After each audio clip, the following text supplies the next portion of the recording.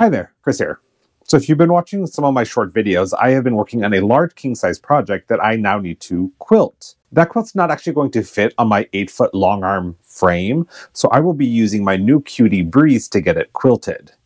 With this frame, I'm also going to be using my Juki TL2010Q to do the quilting rather than my Qnique 16X Elite. The Qnique is set up with automation, which includes some belts that are part of the frame to make it move around, and I don't feel like disconnecting that to move it onto this frame. Since this is a really large quilt and I'm not the greatest at self-regulating my stitches, using my foot pedal to control the speed as I'm moving the machine, I went out and got a Sure Stitch Elite stitch regulator that is compatible with my frame and my machine. So I'm going to get this installed. This gets installed on the frame, and then there are some parts that plug into the machine to make it all work. So I've already gone through the assembly instructions of the Sure Stitch Elite. You will also need your instructions for your frame, so I've pulled those out as well. There's a lot in this little box, so we'll open it up and I'll show you what all is here.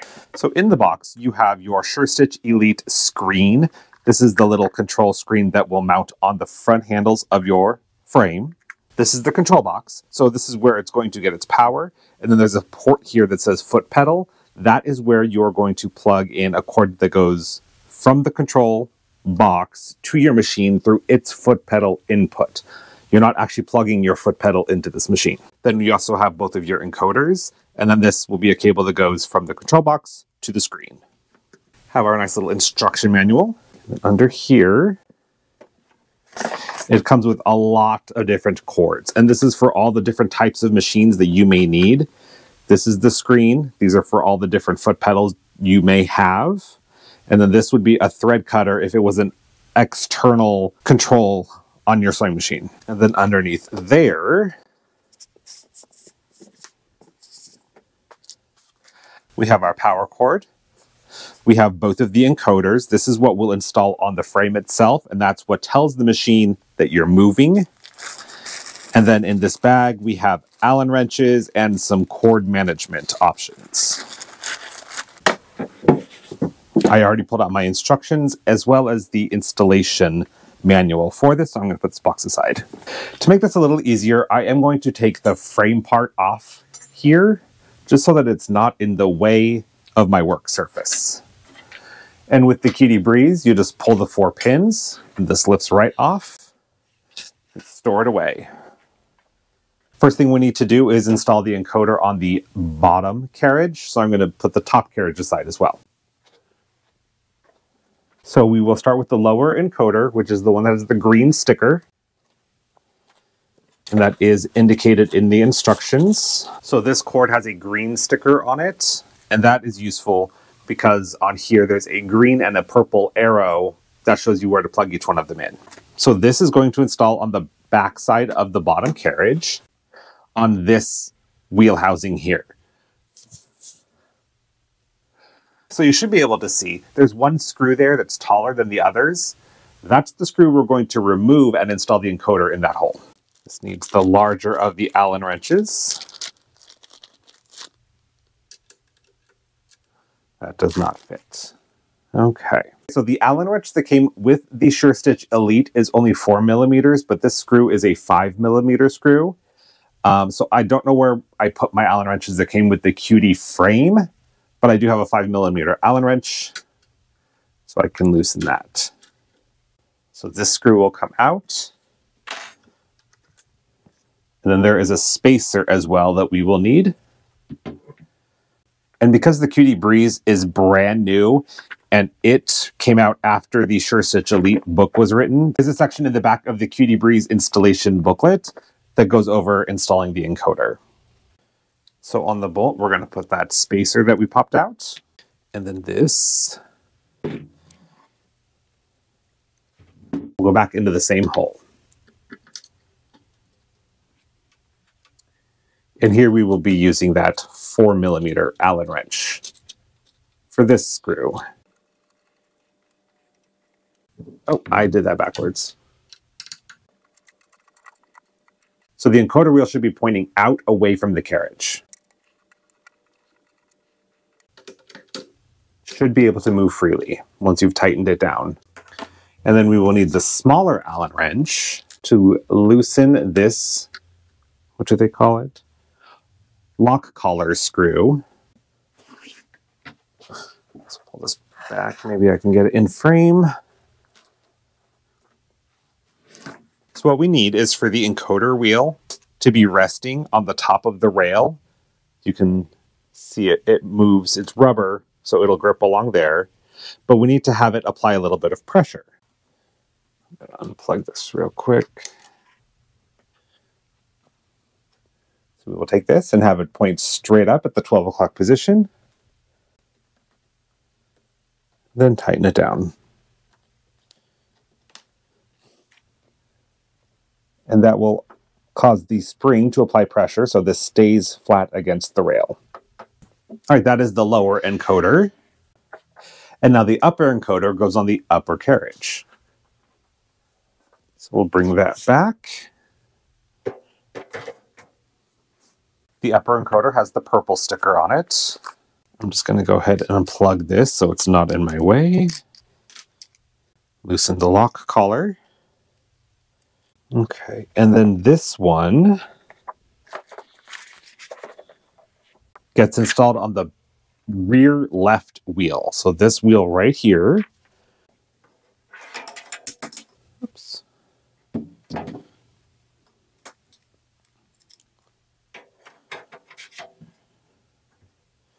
So we're actually going to take the wheel off for this one.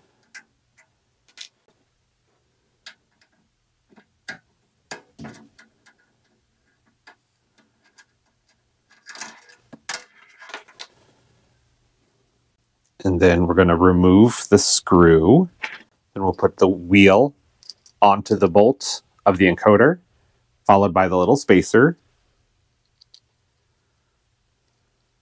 And for this, the wheel, the actual like rubber wheel, will face forward towards the front of the carriage.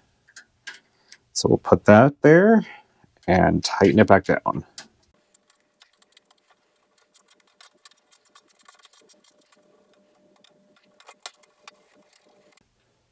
So it should also move freely. Okay, we'll put this back on the upper carriage, or put the upper carriage back on the lower carriage. And again, we want there to be some pressure. Right now it's really loose, so we'll take that lock collar and turn it to the 12 o'clock position and tighten down the screw. Is that not all the way in? There doesn't seem to be a whole lot of spring in it. What did I do wrong?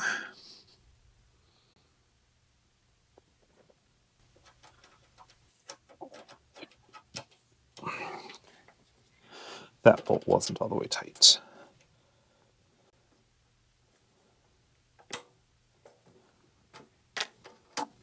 There we go. Okay. So then now I can move that to the 12 o'clock position and tighten it down.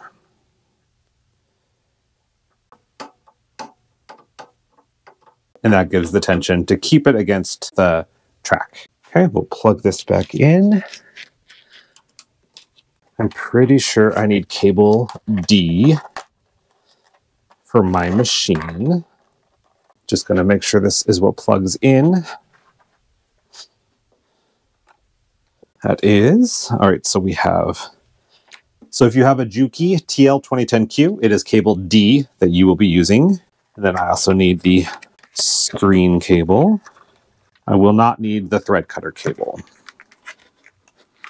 And then we have our display unit and our control box. Get this out of the way. So for this screen, I'm going to loosen this all the way. This is the clamp that will keep it attached to the handles. So once you get the thumb screw off, you can open this up. And this is what will go around the handle. So we'll get that in place and then tighten it down. I'll just loosely tighten it so I can adjust it once I get my machine in here. All right, that's in place. Now I need to put my machine on so I can start connecting everything. Okay, let's get this nice and centered.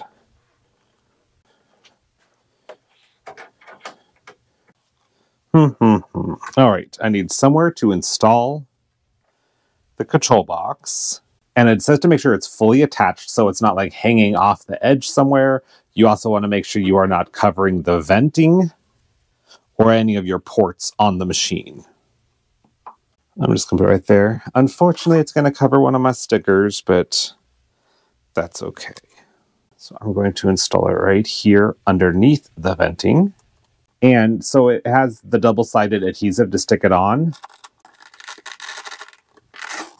But it's actually two Velcro pads, so you can take this off of your machine when you're not using it. So that is installed.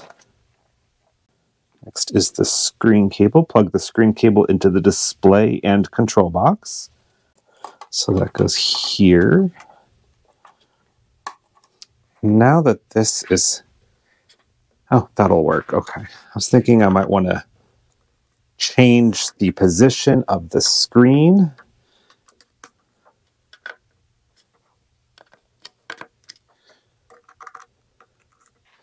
But I think this will be okay.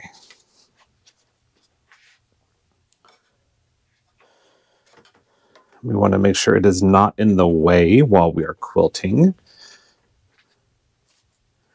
It came with some zip ties, so I'm going to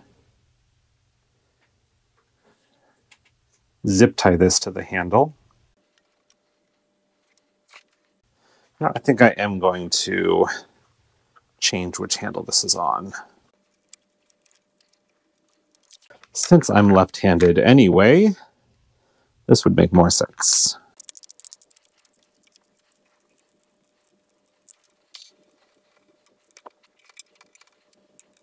There, that will keep the cord all nicely managed.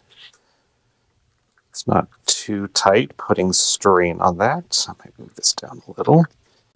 Then we plug in the encoders. Purple one's easy because it's right here. Then the green one goes here. So that should be fine, not getting in the way.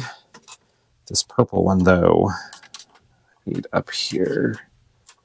So they give you some different options here. You've got zip ties, you've got some Velcro ties, and as well as this wire wrap to make sure everything stays where it needs to be. Whatever works best for you. Then we plug in the unit. The machine is still off, and it says that is very important. Do not plug the machine into the foot pedal port on the control box yet. So this is power. I think we want this to come around the back so we don't run it over. There we go. That should keep it out of the way as I'm moving. I'm all the way to the side, and there's plenty of slack. Okay. And now we need to calibrate our little screen here. On the Sure Stitch screen, press the settings icon, so that's the little gear. Machine settings. Select sewing machine. Oh, it is already set for what I'm using. That's pretty handy. But you can come in here and change it to all these different ones. Babylock, Bernina, Brother, Janome, Juki. Select model TL2000 or 2010Q is what I have, but you can also do a 2200, 2200 Mini, DX4000, all of these different ones. And then we'll press Home. Unplug Sure Stitch from power source. Neither Sure Stitch or your sewing machine should be plugged into a power port at this time. Okay, so we've got that set. Now we're going to unplug it. And then plug the Sure Stitch into your sewing machine foot pedal port using the foot pedal cable. So we plug this into the foot pedal port. So that's in the foot pedal port. And then this end goes where you would normally plug in the foot pedal. Right there. Now we plug them both in. So we'll plug in the machine. It's not on yet, but it's plugged in. We're going to plug this back in. Turn on the power button of your machine. Lower the feed dogs.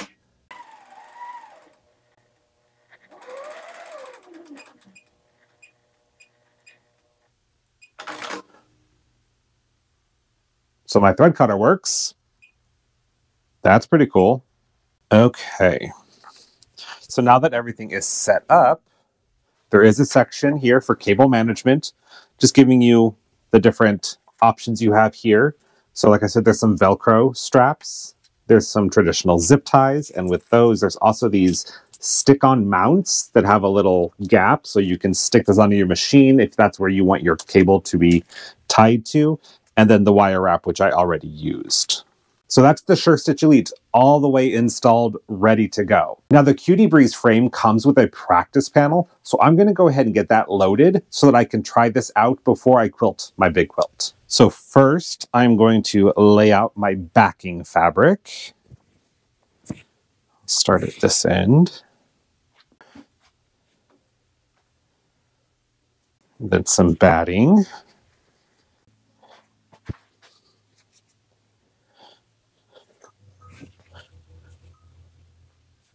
Since I want to stitch right at the edge of the panel, I'm not going to put the panel in the clamps, but I will do the backing and the batting.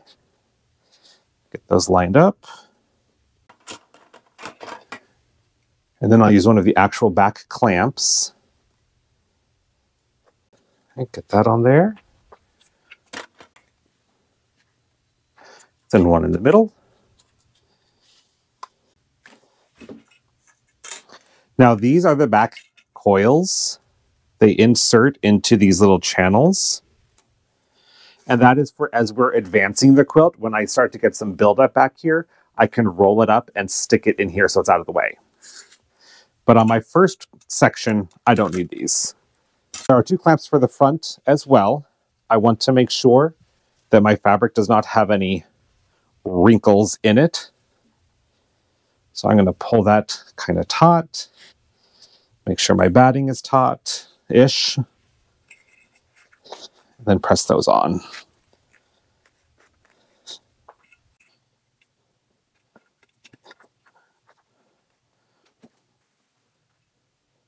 Before I put the side clamps on, I'm going to peek underneath and just make sure everything looks good.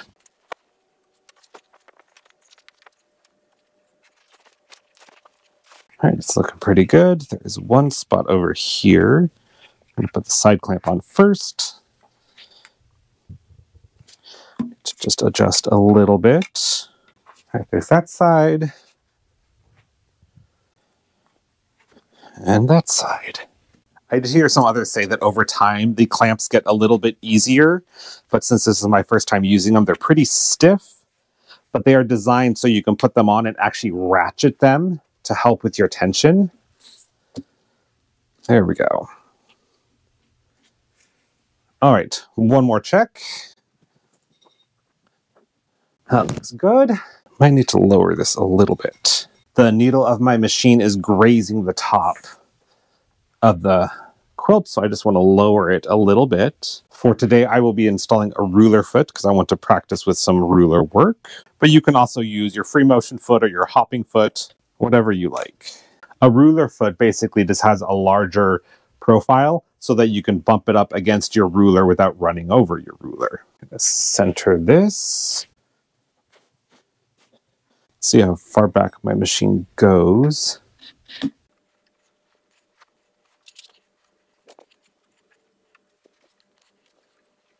To wind up a bobbin real quick. All right, now I have no foot pedal to push. So I'm going to put this on manual and then just start it. Turn that speed up.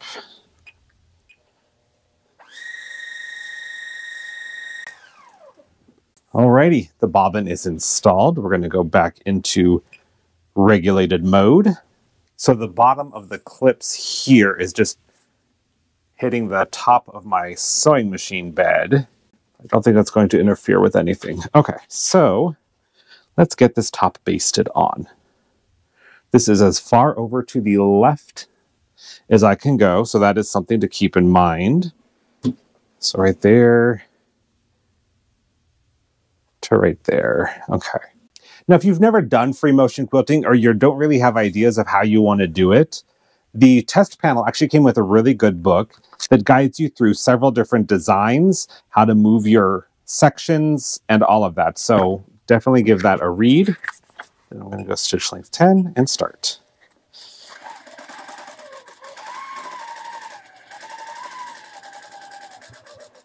That looks pretty good. I think I need to lower my tension a little bit. So I am getting some skipped stitches. And the first thing I always recommend, after you've checked your tension, of course, is to actually swap out to a larger needle, because that will oftentimes resolve the issue. And I think I have a 12 in here right now, because I was piecing. Yes, that is a 12. So I'm going to go with a 16. New needles in, so let's try that again.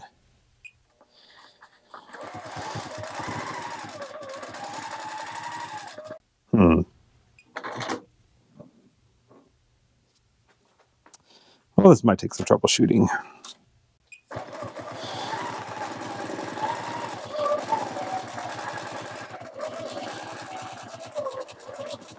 So after doing some troubleshooting, it turns out that I just needed to lower my presser foot ever so slightly so that it was snugger up to the fabric.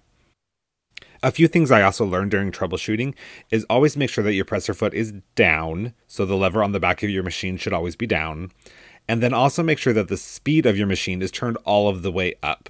If you have it at half speed or anything lower, it's going to affect the length of your stitches. Once I got that all figured out, it was stitching beautifully.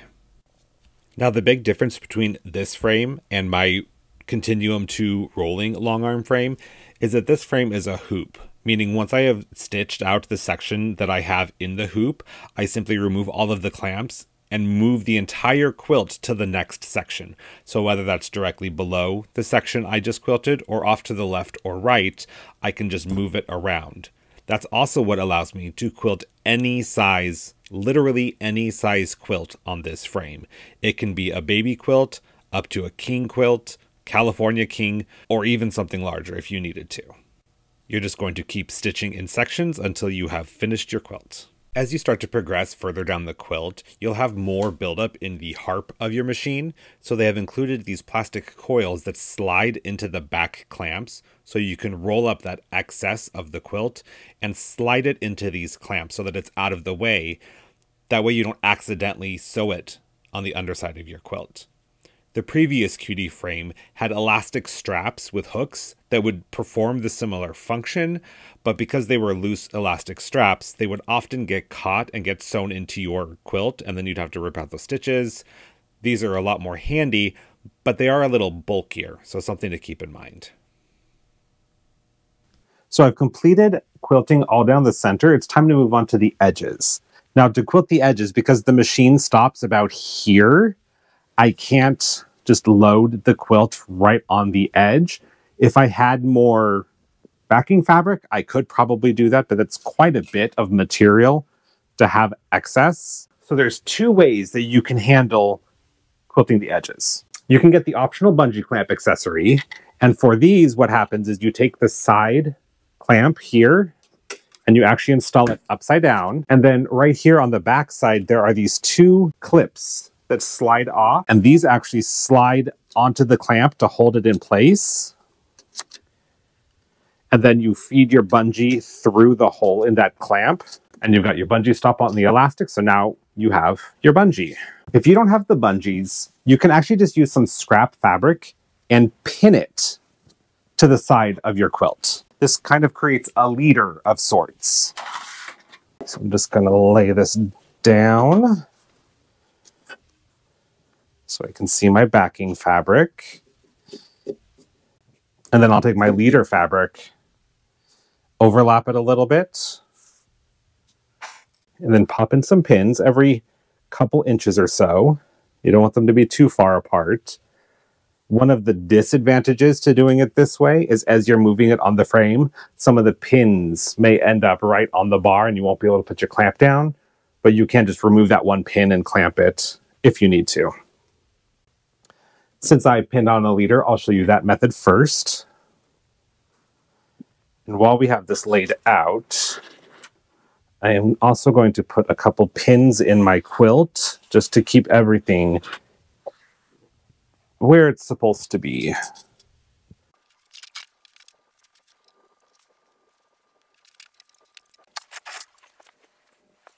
All right, so I'm ready to load this just as I did before, but I want to make sure that at the edge, my quilt is fully within the range of the sewing machine.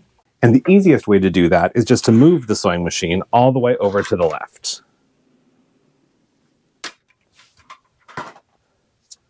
So I can tell exactly where the needle is going to hit. Now, if that is as far left as it will go, I want to give myself a little bit of space. So I'm going to go about an inch or so over. So the edge of my quilt has plenty of room.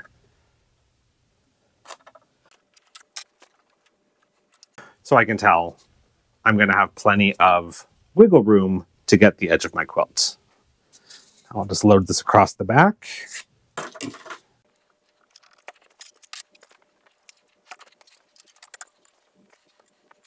Then I'll pull it semi-taut across the front, just so it's all nice and wrinkle-free.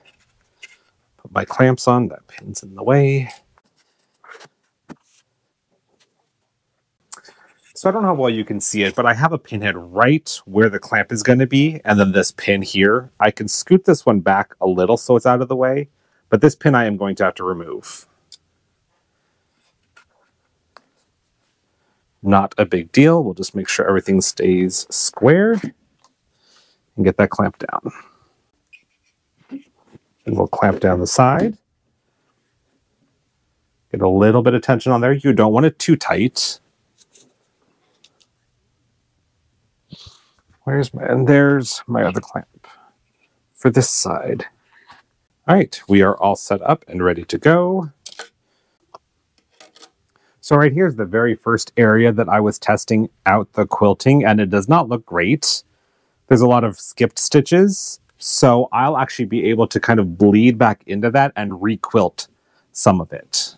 I did also change to my hopping foot. Since I'm doing mostly free motion, it's working better than just the ruler foot was. So don't be afraid to change settings and play around, especially with this practice panel. That's the whole reason they included it in the box. So you can try out different feet, different settings, tensions, all of that, without messing up one of your good quilts.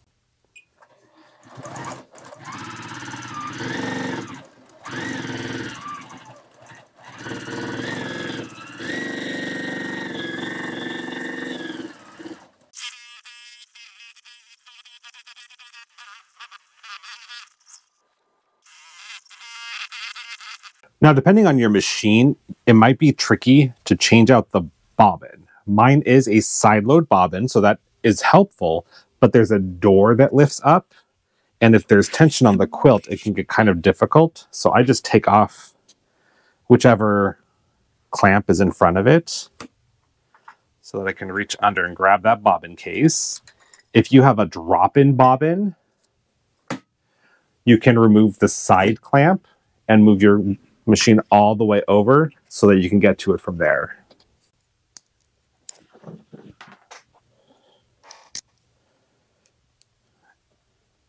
I have tried a couple different bobbin threads while working on this. That last one was not doing very well. Since this is a practice panel again, don't be afraid to try out different thread weights, different thread brands. You know, just really use it as your kind of experimental panel to try new techniques and new products. And once you're done with this practice panel, you can actually put a piece of fabric over the top of it and go again so that you can't see these stitches. You're starting fresh. And you can just keep quilting on the same one until it's too dense to quilt anymore. All right, let's get going.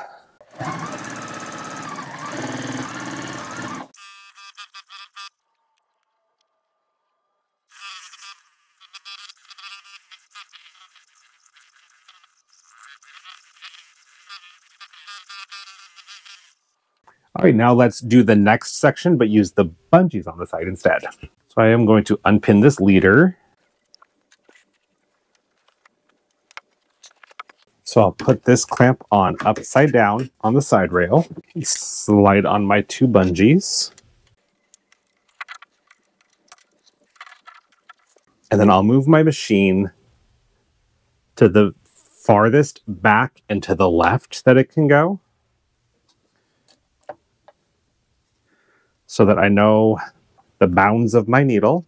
And I want to make sure to give myself about an inch clearance to the left and to the back, so that I can weave in my next section to help it look a little more seamless. And then for this panel, I can kind of line up the design to make it straight. Back clamps are on, so let's do the front clamps. And we'll do this other side. There's not a lot of fabric on the back, so I'm not going to put the coils on just yet. I'll use the little quilt clips just to hold that up so it doesn't accidentally get sewn to the underside of the quilt. And then along this edge, I will take those bungees, and you just hit the button to open it up and let go once it's on the fabric.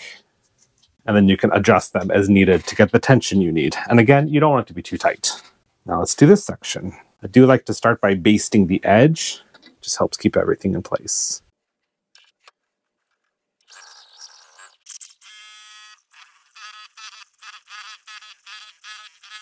I hope you found this video helpful. I will leave some links below for the frame, the Sure Stitch Elite, as well as the Juki machine that I've been using, in case you want to check them out.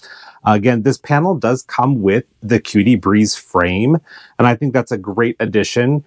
The Grace Company is very focused on learning and teaching people how to quilt, so I think this just is amazing that they do that.